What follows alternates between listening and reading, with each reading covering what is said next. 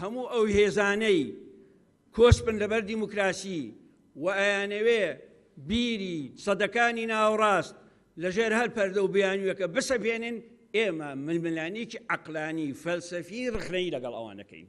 ئەمە پەیامی ئێمەیە. وتەکانی مەلا بەختیار لە کۆنفرانسی ئاین بۆ تاک و دیموکراسی بۆ هەمووان کە تایبەت بوو بە ئاین و ئاین ناسی، مەکتەبی سیاسی یەکێتی نیشتیمانی و یەکێتی زانایانی لە بارگای مەکتەبی سیاسی یەکێتی کۆ کردەوە.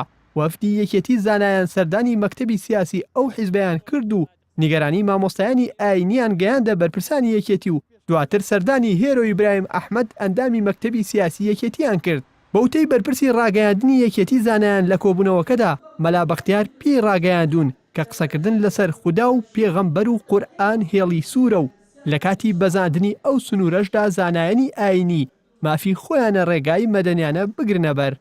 بەڕێز مەلا بەختیار پاش ئەوەی سوپاسی کردن کە بەڕاشکاوی قسەکانمان کردیە بەڕوونی گوتی دڵنیابن لە داهاتووشدا دەیبینن کە سێشت دەکەینە هێڵی سوور خوا پێغەمبەر قورئان ئەگەر هەر کاتێک سوکایەتیمان بەخوا بە پێغەمبەر بە قورئان کرد ئێوە دەتوانن ڕخنەمان لێ بگرن، دەتوانن خۆپیشاندان بکەن، دەتوانن مان بگرن، دەتوانن فتوامان لەسەر بدەن، لە هەموو شتێک ئازادن، دڵنیابن ئەو سێشتانە قەت نابەزێندرێن. ڕۆخان زۆر بەڕوونتر قسەی کرد وتی بەڕاستی ئەوە ئێمەی زیاتر نیگەران کرد، داوای لێبوردن دەکەین.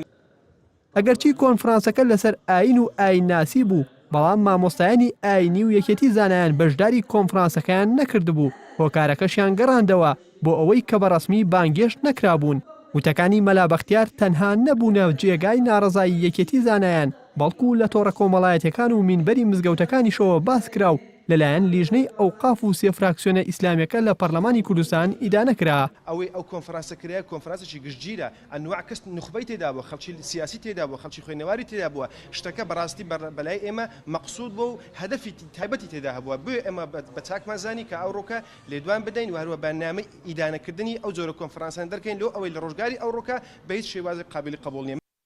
ئاین بۆ تاک و دیموکراسی بۆ هەمووان ناونیشانی کۆنفرانسەکەی ڕێکخراوی دابڕان بوو لە شاری سلێمانی کە تێیدا 12 توێژینەوە لەسەر پرسی ئاین و ئاین ناسی خرانە ڕوو.